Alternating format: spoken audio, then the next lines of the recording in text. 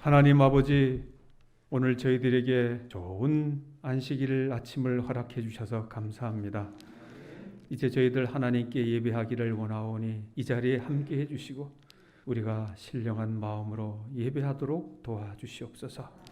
저희들에게 말씀해 주시고 저희들의 기도에 귀 기울여 주시고 우리의 드리는 찬양을 하나님 받아주시기를 우리 주님 예수님의 이름으로 기도합니다. 네, 다 서신 채로 24장 참여하시겠습니다. 참여 후에 김기철 장로님 기도 인도해 주시겠습니다.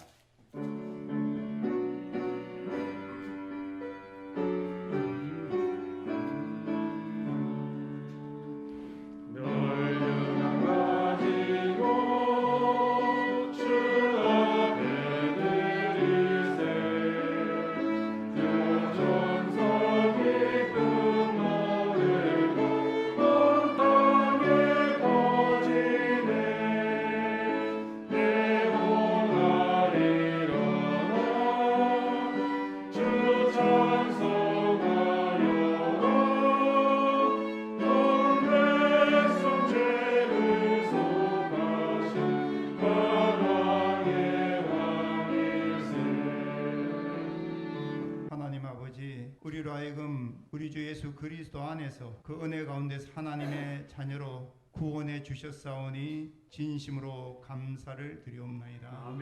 이처럼 구원을 저희들이 하나님의 은혜를 통해서 선물로 받았기에 행복한 삶을 살 수 있고 또한 그 하나님의 주시는 행복 가운데서 구원의 기쁨을 누릴 수 있도록 날마다 매 순간마다 성령 안에서 축복하여 주셨사오니 감사를 드리옵나이다. 오늘 이 안식일에 구원을 경험한 주의 자녀들이 모였습니다.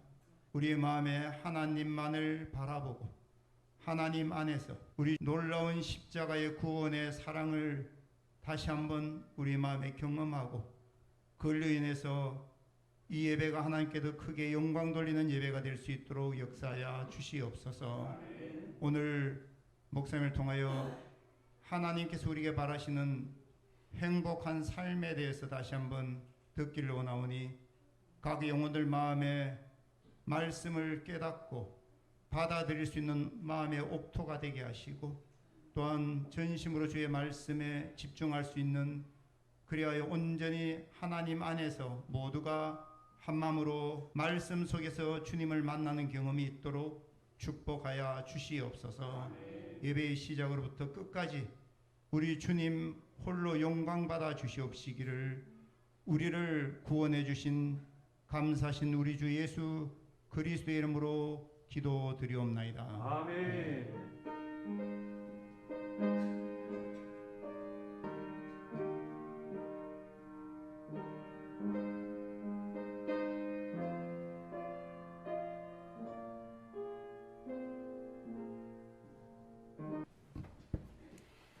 네, 목사님으로부터 준비된 말씀을 들으시기 전에 준비된 특별한 찬미를 들으시고 말씀을 듣도록 하겠습니다.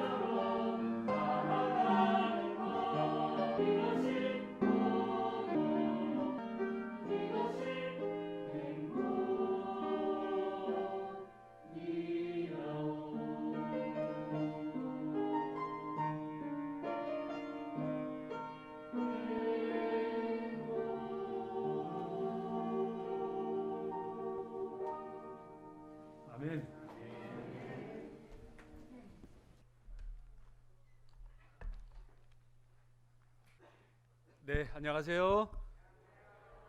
네, 반갑습니다. 무엇이 행복이라고요? 이것이 행복이라고? 네, 하나님의 자녀로 살아가는 이것이 행복이라고. 참 좋은 찬양입니다. 네, 오늘 여러분들의 얼굴에 행복이 가득합니다. 그 행복을 여러분들 마음껏 누리시면 좋겠다 생각되어집니다.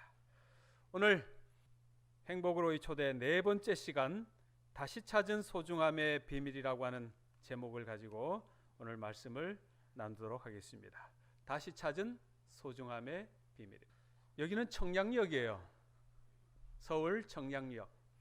서울에 있을 때 저희 아이들이 서울 36 초등학교 다닐 때입니다. 1학년, 3학년인데 집사람이 아이들 등하교를 시켜줘야 돼요. 서울에 복잡하니까. 그런데 뭐 어느 정도 좀 됐다 싶어가지고 그냥 아이들을 버스 타고 가라고 이제 그렇게 시킨 거죠. 그 아이들이 버스를 타고 갔는데 학교에 도착하지 않는 거예요. 나중에 이제 전화가 왔는데, 아빠, 우리가 내렸는데 여기가 어딘지 몰라. 가보지 않은 곳이에요. 왜 보니까 이제 내려야 할 그 정류장에 내리지 않고 그냥 잔 거예요. 그 몇 정거장 안 되는데 그냥 아이들이 그냥 잔 거예요. 그 자다가 보니까 어디까지 갔는 거 아니야. 청량역 앞에 내려가지고는 도대체 여기 처음 보는 곳이야. 그러니까 이제 1학년짜리 아이는 울고, 그래도 2살 많은 형이라고 이렇게 데리고 공중전화 박스 찾아가가지고, 아빠 여기 어딘지는 몰라. 그래, 주변에 간판, 글씨 아는 간판 좀 다 불러봐. 그러니까 뭐 그래요. 가만 보니까 저기가 아마 청량역 같아. 그리고 너 꼼짝하지 말고 거기 있어라. 그래가지고 아침에 가서 잡아온 일이 있습니다. 가슴이 철컥 내려앉죠. 아마 여러분들도 그런 경험 많이 하셨죠? 이 사람이 누군지 아십니까? 알버트 아인슈타인이에요. 20세기가 낳은 최고의 물리학자 알버트 아인슈타인입니다. 세상에서 가장 머리 좋기로 소문난 사람이죠. 이 사람이 이제 독일에서 태어나가지고 베를린에 있는 이제 가이사 웰햄 공과대학 교수가 되었는데, 그런데 이분이 유태인이라고 하는 이유 때문에 히틀러 나치 치하에서 살 수가 없었습니다. 그래서 이 아인슈타인은, 이 가족은 자유의 땅 미국으로 이민을 갑니다. 다행히도 아인슈타인 박사가 미국에 가자마자 미국에 있는 프린스턴 이제 대학 교수로 일할 수가 있었어요. 그런데 이제 어느 날 저녁이 되었는데 학교에서 강의를 마치고 집으로 이제 가는데 갑자기 우리 집이 어디지? 그러는 거예요. 누가요? 우리 집이 어디지? 우리 집 주소가 뭐지? 도무지 생각나지 않아요. 동네 주변에 지나가는 사람들한테 물어봐요. 우리 집 어디냐고. 그런데 생각나는 게 하나 있었는데 학교 전화번호는 기억이 났어요. 그래서 학교에 전화도 걸어가지고, 혹시 아인슈타인 교수 집 주소 아냐고. 당신이 누군데 아인슈타인 교수 집 주소를 물어보냐고. 내가 그 사람 집 주소를 알려고 한다고. 안 알려준다는 겁니다. 개인이 아니면 안 알려준다는 거예요. 내가 아인슈타인이라고. 얼마나 창피합니까? 내가 아인슈타인인데 내가 우리 집 주소를 모른다고. 그러니 아무에게도 이 사실을 좀 알리지 말고 우리 집 주소 좀 알려주세요. 여러분, 성경에요 이런 비슷한 일이 있었어요. 예수님이 어릴 때에 예수님의 부모들이, 예수님과 그 식구들이 예루살렘으로 유월절 지내러 갔던 일이 있었습니다. 여기 이제 누가복음 2장 42절에서 45절에 있는 말씀인데 여러분들이 좀 성경에 찾아서 읽으시면 됩니다. 이제 아기를 타고 짐보따리를 쌓아 짊어지고 모두가 함께 예루살렘으로 향하여 올라가던 길입니다. 유월절 축제를 지내기 위하여 이제 그들이 갔는데, 이 요셉과 마리아는 일주일 동안 계속된 유월절 절기를 예루살렘에서 다 보내고 이제 절기가 마치고 이제 다시 고향 갈릴리 나사렛으로 돌아가야 하는 것입니다. 근데 돌아가다가 보니까 있어야 할 아들 예수가 없는, 이미 하룻길은 지나갔습니다. 그 가는 과정에 분명히 알았을 터인데 아무도 모르고 가버린 거예요. 잃어버린 지 사흘 만에 그들은 예루살렘에 다시 돌아가서 예수를 찾을 수가 있었던 거예요. 육신적으로 요셉은 아버지이고 마리아는 어머니였지만 그러나 예수님을 잃어버렸다고 하는 사실도 알지 못한 채 하룻길을 그렇게 걸어간 거예요. 이때 사람들은 남자들은 남자들끼리 여자들은 여자들끼리 이렇게 뭉쳐서 가는데 아마 생각했겠죠. 엄마 마리아는 아들 예수가 아버지하고 있을 거라. 아버지는 아들이 엄마하고 있을 거라. 그래서 이 엄마와 아버지는 3일을 예수를 잃어버린 채 그렇게 살았다는 것입니다. 오늘 이 말씀을 통해서 우리는 무엇을 생각해 보아야 하는가? 우리의 살아가는 삶의 여정 가운데 우리는 예수님을 잊어버린 채 그렇게 살지는 않는지 깊이 생각해 보아야 하는 것입니다. 우리가 생각하고 말하고 행동하는 그런 가치관 속에 여러분들이 믿는 예수님은 계시는가 하는 것입니다. 내가 소원하는 기도 속에 또 내가 꿈꾸는 비전 가운데 여러분들의 예수님은 계십니까? 구약에 나오는 삼손이라고 하는 위대한 사람 우리는 알 거예요. 삼손의 힘이 어디에서 나옵니까? 그 머리카락. 그래서 절대로 머리카락을 자르면 안 돼요. 그런데 삼손이 결혼한 들릴라에게 꼬임에 빠져가지고 당신의 힘이 어디서 나왔는지 알려달라 하니까 안 알려주다가 결국은 힘이 머리카락에서 나왔다고 알려줘요. 그래서 들릴라는 그 삼손의 머리카락을 잘라버리는 것입니다. 그런데 머리카락을 자름과 동시에 삼손의 힘은 없어지는 거예요. 머리카락 자체에 힘이 있기보다는 그 약속을 하나님과 함께 이행하고 있을 그 순간에 삼손에게는 힘이 있는 거지요. 그죠? 그런데 그 약속을 이미 어기고 이 머리카락은 잘려나가니까 오늘 말씀처럼 삼손과 함께하던 그 하나님이 삼손을 떠날 수밖에 없으니까 하나님이 떠난 그 삼손에게는 뭐가 없어요? 힘이 없게 되는 것입니다. 그래서 삼손은 여호와가 자기 곁을 떠난 줄 깨닫지 못하고 여전히 자기가 힘이 있는 줄 알고 힘을 써 보려고 했지만 힘이 없었던 것입니다. 마리아와 요셉이 그랬던 거예요. 삼손은 성령의 능력을 잃어버리고 마리아와 요셉은 예수님을 잃어버린 거예요. 만약 우리가 예수님을 잃어버리고 성령의 능력을 잃어버리고 산다고 하면 분명히 우리는 우리의 삶의 핵심 가치인 본질을 잃어버릴 수밖에 없다는 것입니다. 예수를 잃어버린 사람들, 바로 현대를 살아가는 오늘날 그리스도인이라고 말할 수가 있는 거예요. 예수를 잃어버리게 된 이유가 있죠. 그 이유는 뭘까? 예수를 잃어버리게 된 그 이유는 무엇보다도 번잡하다는 것입니다. 그들이 갈 때 그 예수와 함께 나란히 갔으면 안 잃어버릴 거인데 어떻게 해요? 많은 군중들과 함께 가는 거예요. 역사가 요세푸스에 의하면 6월절만 되면 200만 명이 이 흩어진 유대인들이 예루살렘으로 모여드는 거예요. 그러니까 그 일행 속에 수많은 인파들이 함께 가는 거예요. 그 주의가 번잡한 거예요. 정신을 빼앗기는 거예요. 그래서 그들은 어린 예수님을 잃어버릴 수밖에 없던 거예요. 오늘날 현대인들이 얼마나 바쁘게 삽니까? 얼마나 분주하게 삽니까? 얼마나 복잡하게 삽니까? 이 대한민국 더 하잖아요. 오늘날 현대인들은 그 눈동자에 초점을 잃어가고 반짝임을 잃어버리고 하고 있는 거예요. 취미생활은 많아지고 영화생활은 많아지고 이것도 해야 되고 저것도 해야 되고, 그러나 그 많은 일과 속에 하나님께 기도하는 시간은 짧고 묵상하는 시간은, 마음은 여기저기 흩어져 있고 산만하고 세상에 헛된 그러한 사막의 신기루 같은 그러한 것들을 찾아 헤매다 보니 정작 예수님을 잃어버리고 사는 오늘날 현대인들이라는 것입니다. 그들은 동행 중에 있는 줄로 생각하고 하룻길을 간 후 친족과 아는 자 중에서 찾되 자기와 동행 중에 있다, 그렇게 생각한 거예요. 오늘날도 그렇지만 옛날 그리스도인들의 풍습을 보면 참 6월절 올라갈 때 또 내려올 때 이렇게 그룹끼리 싹 지어가니까 분명히 예수님이 계실 것이다, 그렇게 판단했던. 그러나 예수님은 그 어느 곳에도 계시지 않았습니다. 예수님은 그들 중에 함께 있을 것이다 라고 생각해서는 안 되는 거예요. 예수님은 누구와 함께 있어야 합니까? 나와 함께 있어야 하는 거예요. 예수님은 엄마와 함께 있을 것이다 생각하면 예수님은 잃어버리는 거예요. 예수님은 아빠와 함께 있을 것이다 그렇게 생각하면 예수님은 잃어버리는 거예요. 누구와 함께 있어야겠다고요? 나와 함께 있어야 된다.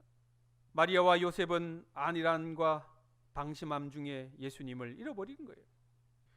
예수님은 나를 따라오도록 내 뒤에 팽개쳐 둘 수 없는 분이 아니, 예수님을 마리아와 요셉 앞에다 세워놓고 예수님을 바라보고 따라왔더라고 하면 그들은 예수님을 잃지 않았을 거예요. 우리는 예수님보다 내가 앞장서지 말고, 우리는 예수님, 하나님의 말씀보다 내가 앞서가지 말고, 우리는 예수님을 바라보고 말씀을 바라보고 살아가는 우리 모두가 되기를 소망합니다. 옛날 이스라엘 백성들은 광야에서 행진할 때 가장 앞서가던 것이 있었는데 그것은 바로 하나님의 언약궤였습니다.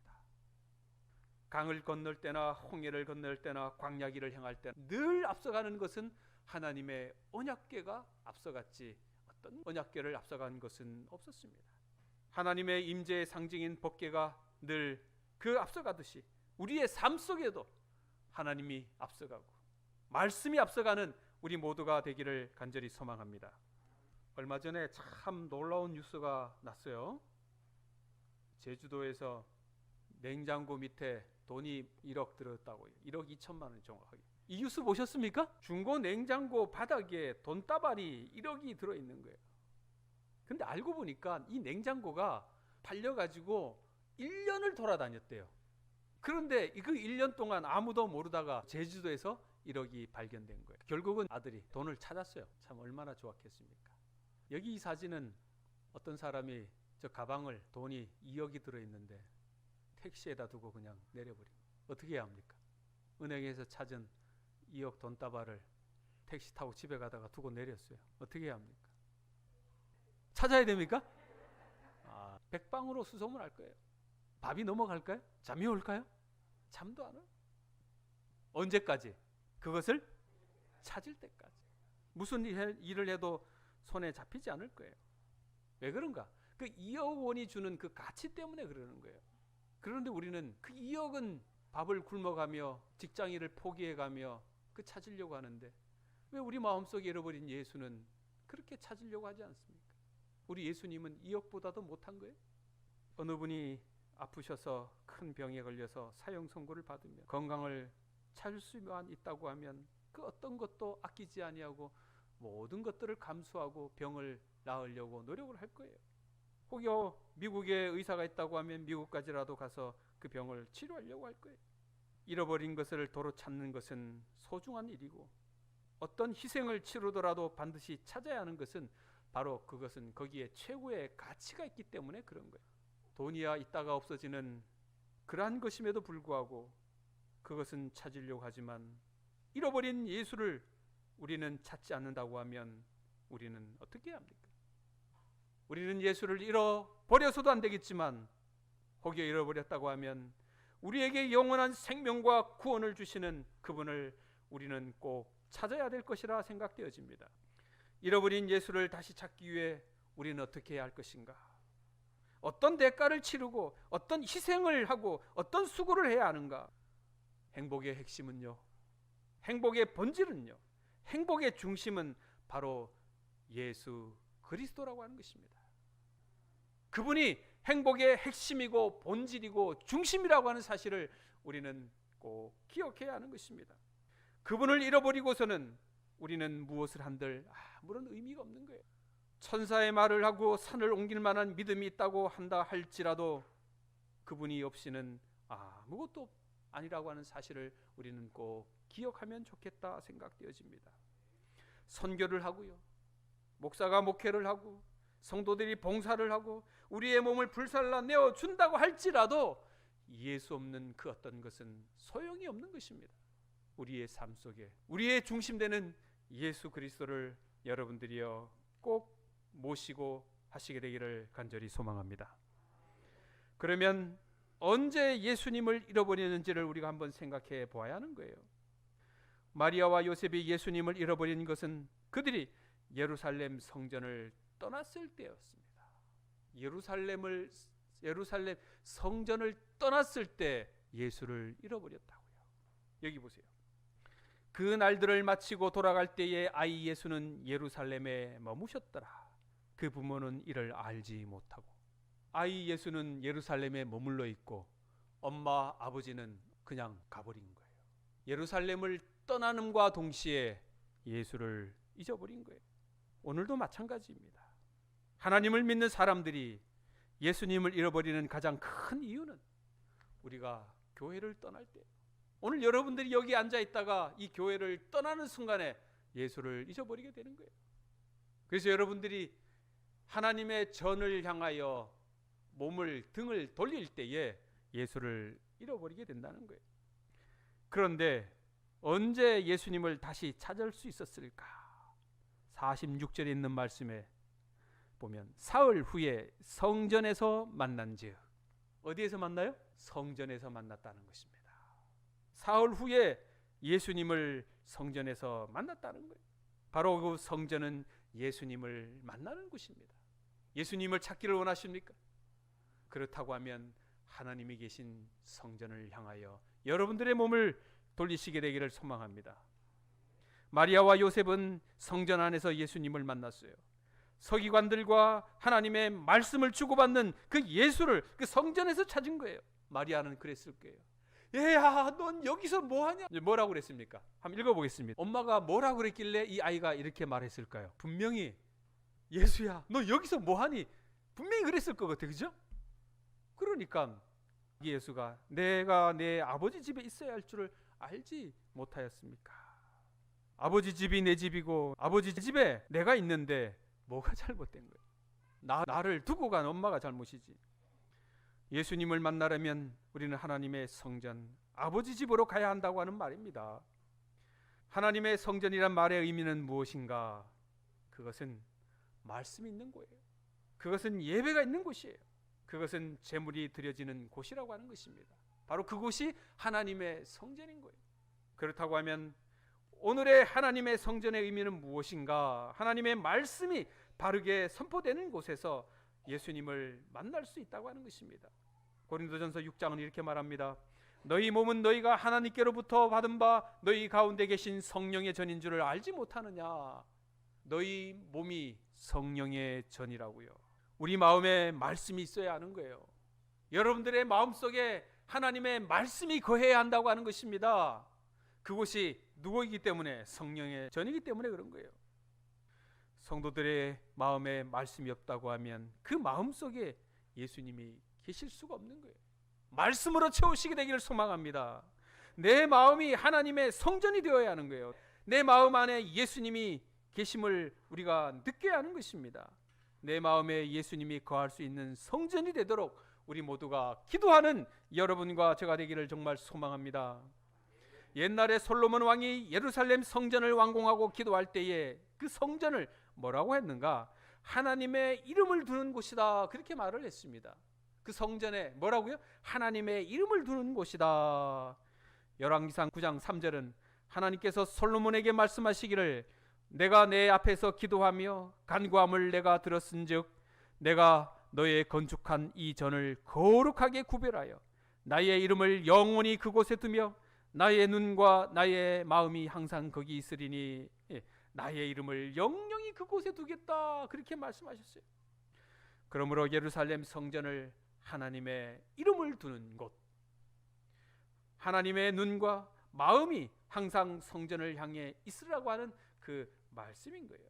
그런데 하나님의 이름을 두는 바로 그곳에 바벨론 군대가 와가지고 그 성전을 다 불태워버리는 거예요. 성전이 불타버렸습니다.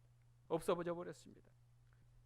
하나님이 그 성전을 지키고 보호할 수 있는 능력이 없어서가 아니라 하나님의 말씀이 그곳에 더 이상 거할 수 없기에 하나님께서는 그것을 버리신 거예요. 여러분들의 마음속에 하나님의 말씀이 더 이상 거하지 않는다고 하면 하나님께서 저 솔로몬이 건축했던 그 아름다운 크고 웅장한 성전일지라도 그냥 바벨론에게 넘기시듯이 오늘 우리의 몸도 동일한 거예요. 우리 하나님이 거하시게 되기를 기도하시기를 바랍니다. 말씀이 거하시기를 기도하시게 되기를 바랍니다. 그래야 하나님이 우리의 가운데, 우리의 말씀 속에, 우리의 삶 가운데 역사하실 수가 있는 거예요. 예수를 잃어버렸다고 하는 것은 인류에게 가장 큰 비극이고 불행인 것입니다. 예수님은 우리 믿는 사람들에게 얼인 것입니다. 전에 이야기해 드렸잖아요. 얼굴은 뭐라고요? 에? 얼은 빛이고 굴은 통로라고 그랬잖아요. 빛의 통로예요. 예수님은 기독교의 본질이고 핵심의 가치인 거예요. 예수님은 우리의 소망이고 신앙의 내용이고 모든 것이 되시는 우리의 전부가 바로 누구예요? 예수 그리스도예요. 예수 없이는 우리는 아무것도 아닌 거예요. 그 예수 한 분, 그분이 우리에게서 떠나가시면 우리는 그냥 뭐가 빠졌다고 그래요? 얼 빠졌다 그러잖아요. 넋이 나간 사람을 얼 빠진 사람이잖아요. 예수가 빠진 사람을 얼 빠진 사람이 되는 거예요. 얼 빠진 그리스도인이 되는 거예요. 아무리 요란하게 떠들고 수천 수만 명이 교회에 모여들지라도, 엄청난 일을 한다 할지라도 그 교회에 얼빠진 교회, 얼빠진 성도들이 된다고 하면 안 되는 것입니다. 비록 작은 수의 사람이 모인들 할지라도 여러분들은 예수 그리스도의 이름으로 모이시고 예수 그리스도의 마음으로 어떤 일을 해도 하시길 간절히 소망합니다. 이렇게 아름다운 교회에 오늘날 어떻게 변해가는가? 영국의 교회인데요, 교회가 체육관으로 변해버렸어요. 더 이상 교회에 사람들이 안 와요. 체육관으로 변한 거예요. 보드 타는 보드장으로 변해버리는 거예요. 영국이 지금 저렇게 변하고 있습니다. 겉은 교회인데 안은 체육관이에요. 겉은 그리스도인인데 안은 세상 사람들인 거예요. 그게 우리가 되어서는 결코 안 된다는 것입니다. 예수 없는 봉사에 너무 익숙해져 있는 삶, 열심과 충성과 인내와 선행이 그것이 예수님인 줄 알고 그렇게 살아가면 안 된다는 것입니다. 주님을 찾으십시다. 예수님을 찾으십시다. 예수님을 우리의 마음 가운데, 우리의 삶 가운데 모시게 되기를 간절히 소망합니다. 구세군 창시자인 윌리엄 부스는 말하기를, 장차 올 21세기를 맞이하면서 큰 위험은 종교는 있으나 성령이 없고 교회는 있으나 예수가 없는 시대가 온다, 그렇게 말을 한 거예요. 종교는 있으나 성령은 없고 교회는 있으나 예수가 없는 시대가 온다. 아주 그 예언이 적중하는 것 같아요. 이 말은 누가 했느냐? 미국의 감리교회 알렌 목사가 한 말이에요. 네, 미국의 감리교회 알렌 목사가 자기 교회 교인들을 조사했어요. 조사해 보니까 교인들의 20%는 예배에 출석하지 않는다 그래요. 그리고 25%는 기도를 하지 않는다. 35%는 성경을 읽지 않는다. 40%는 일정한 헌금을 드리지 않는다. 60%는 기독교의 서적을 읽지 않는다. 85%는 단 한 사람도 전도를 안 하고 산다. 여러분들은 어디에 해당됩니까? 그런데 반전이 있어요. 100%는 천국 가기를 희망하고 있다. 꿈입니까? 꿈이죠. 우리 삼척교회는 이런 꿈 꾸지 마시게 되길 바랍니다. 여러분들은 100% 예배에 출석하시고 100% 기도하시며 100% 성경을 읽고 100% 일정한 하나님 앞에 헌금을 드리시고 100% 영혼을 전도하는 사람이 되고 100% 천국 가기를 희망하는 여러분들이 되기를 바랍니다. 그렇게 되기를 약속하십니까? 1997년 집 앞에서 유괴를 당했습니다. 아이를 납치해 입양 가정에 돈을 받고 파는 건 당시 중국에선 흔한 일이었습니다. 고 씨는 아들의 사진이 담긴 깃발을 오토바이에 꽂고 24년간 하루도 쉬지 않고 중국 전역 곳곳을 찾아다녔습니다. 달린 거리가 무려 50만 킬로미터, 폐차한 오토바이만 10대나 됩니다. 교통사고로 다치고 돈이 떨어져 부고를 하면서도 포기하지 않았습니다. 我在外面找呢，可能孩子能找到。我要是在家里呢，就是人贩子，他不会给我送。 2살 때 아이를 집 앞에서 유괴당해가지고 그 평생을 아이를 찾아다니는, 결국은 아이를 찾게 됩니다. 이게 누구의 심정이에요? 부모의 심정인 거죠. 우리 하나님도 집 나간 자식을 기다리며 돌아오기를 기다리시는 심정으로 누가복음은 우리에게 설명하고 있지 않습니까? 우리는 하나님께 돌아가야 하는 것입니다. 잘생기고 못생기고를 떠나서 우리는 하나님의 사랑받는 자녀임을 꼭 기억하면 좋겠다 생각되어집니다. 자전거 좀 이야기를 좀 해드리겠습니다. 저희 아이가 초등학교 3학년 때인가요? 자전거를 사줬어요. 큰 아이하고 같이. 그 아이들이 학교를 가고 나서 내가 교회 간다고 내가 아이에게 사준 자전거를 타고 교회를 갔습니다. 교회 가가지고 바깥에 잠깐 세워놓고 교회 볼일 보고 나왔는데 자전거가 사라졌어요. 한 2분도 채 안 돼 사라진 거예요. 감쪽같이 사라졌어요. 아무리 둘러봐도 없어요. 아이에게 자전거 사준 지가 며칠 안 됐는데 사줄 때는 언제고 아버지가 자전거를 잊어버리니 이거 감당이 안 되잖아요. 저 자전거도 한 20 몇만 원 주고 산 건데 말이에요. 그런데 이제 찾다가 골목길에 있는 교회인데 큰 길에 나가 보니까 비슷한 자전거가 있어요. 아니 내가 볼 때 똑같아요. 그렇다고 저 자전거를 내 자전거라고 집에 가져가면 안 되잖아요. 어떻게 할 방법이 없어요. 내가 아들에게 사준 자전거랑 너무너무 똑같은데 그래서 내가 자전거 산 포에 갔어요. 같은 동네니까. 사장님 내가 자전거를 잃어버렸는데 저기 내가 똑같은 자전거가 있는데 저거 어떻게 하면 좋겠습니까? 혹시 내가 그 산 자전거에 그 뭐 번호 뭐 그런 거라도 없습니까? 뭐 그런 자전거는 없대요. 그럼 어떻게 하면 좋겠습니까? 못 찾습니다. 포기하세요. 새로 사세요. 포기할 수가 없어요. 찾아야 돼. 2층에 보니까 PC방이야. PC방으로 올라갔어요. 혹시 저 바깥에 자전거 주인 있냐고 하니까 초등학교 5학년짜리 아이가 그 내 자전거라고 그래.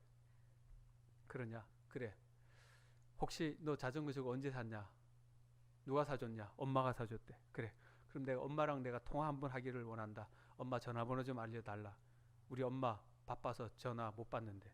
얘가 엄마랑 통화를 못하게 하는 거예요. 안 해주려고 하는 거예요. 그 이제 그 PC방 알바생이 이제 저한테 와가지고 왜 그러냐고 이제 물어보는 거예요. 아, 왜 그러시냐고. 그래서 나 사실은 여차해가지고 내 자전거를 잃어버렸는데 똑같은 자전거가 저 바깥에 있는데 내 거 같아가지고 이 아이한테 내가 물어보는 거라고. 혹시 제 엄마랑 내가 통화를 좀 원하면 좋겠다고 하니까 이제 이 알바생이 선생님 내가 이 아이하고 내가 단둘이서 좀 내 이야기를 좀 해볼 테니까 좀 괜찮겠습니까? 둘이 가서 이야기를 하더라고. 자기가 훔쳐온 자전거래요. 그래서 결국은 이제 이 자전거를 찾아가지고 집으로 왔어요. 그래서 다시 찾은 이 자전거에 어떤 일을 했을까? 맞춰보세요. 표시! 정답이에요.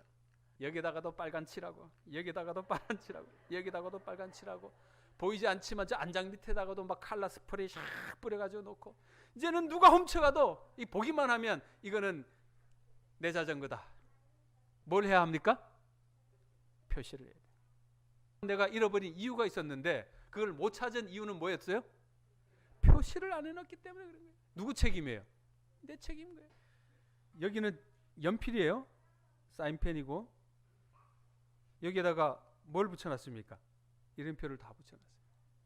참 흔한 그 볼펜이나 저 펜에도 뭘 붙여요? 이름을 다 붙이잖아요. 저건 뭐 아까워서 그러는 것이 아니에요. 그러나 소중하게 여겨라. 또 사주는 거는 문제가 아니지만 그냥 흘리고 다니면 나중에 커서도 큰 문제가 되니까 그냥 작은 거라도 잘 챙기고 그렇게 다니라고 부모가 자녀들한테 그렇게 교육을 시키는 거잖아요. 잃어버린 자전거에 이렇게 표시를 하는 것은 지극히 당연한 거예요. 그것은 내 것이라고 하는, 이제 다시는 내가 잃지 않아야 되겠다고 하는 그런 마음으로 그렇게 표시를 하는 거죠. 성경에는 그 이름 표시하는 이야기가 이렇게 나오는데 마가복음 16장 16절은 이렇게 기록합니다. 읽어보겠습니다. 시작.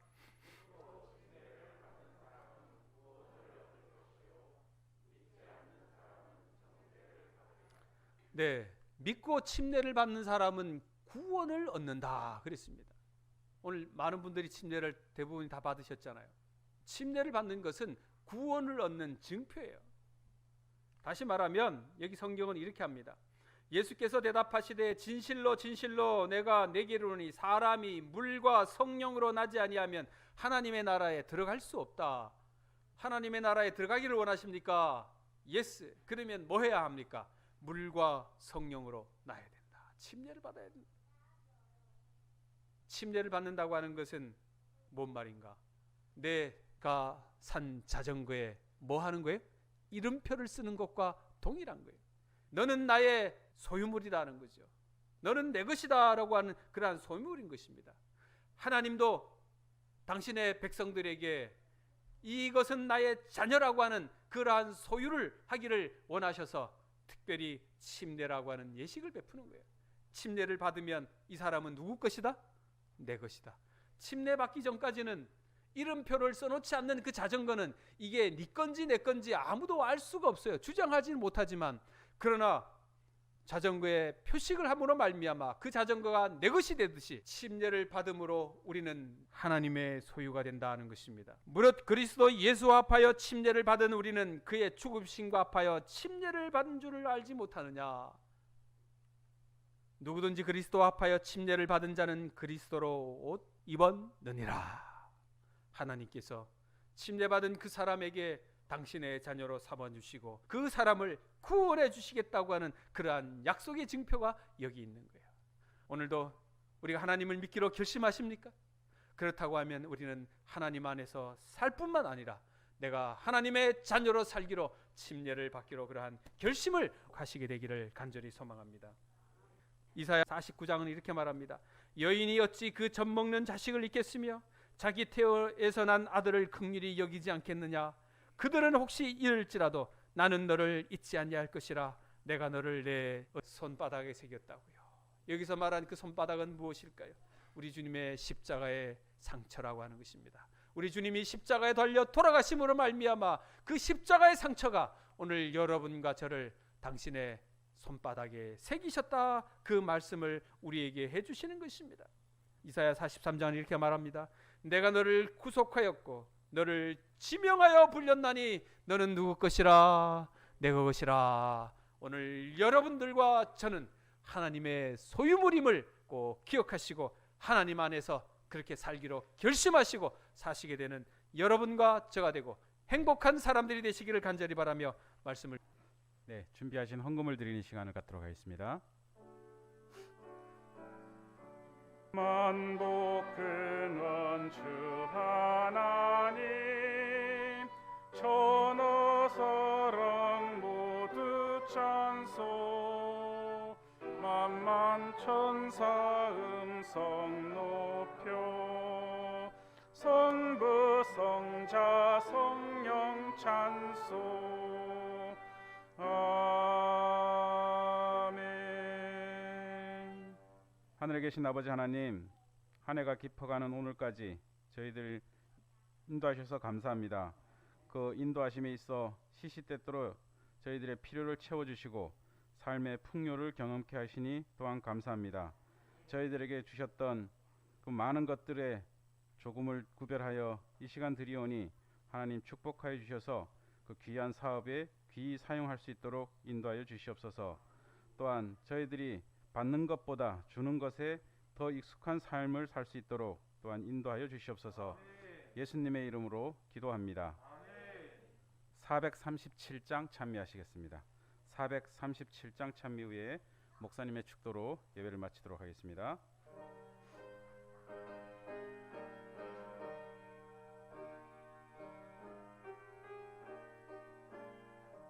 내 무거운 죄짐을 벗어 주 예수께 내려놓고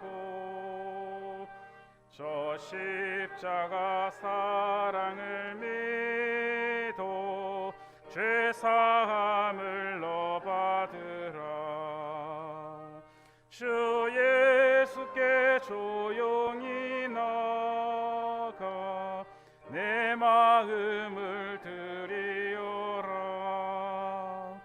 늘 곁에서 보시는 주님 그 은혜로 상 주시리. 사랑의 하나님 아버지, 저희들 이번 주간에 행복으로의 초대에 귀한 시간들을 허락해 주시고 저희들을 말씀의 집회에 초대해 주셔서 감사하옵나이다. 우리의 삶이 지치고 우리의 생활이 바쁘고 하늘을 쳐다보기가 어려웠지만 이제 저희들 예수님을 다시 찾아 영원한 생명을 놓치는 일이 없도록 저희들을 도와주시옵소서. 하나님의 크신 은총이 오늘 이 말씀을 듣고 또 말씀 안에서 살기로 결심한 우리 모든 성도들에게 영원히 함께하여 주시기를 소망합니다. 이제는 하나님의 크신 은혜와 우리 주 예수 그리스도의 무한하신 사랑과 성령의 교통하여 주심이 주의 성도들에게 함께하여 주시기를 간절히 축원하옵나이다.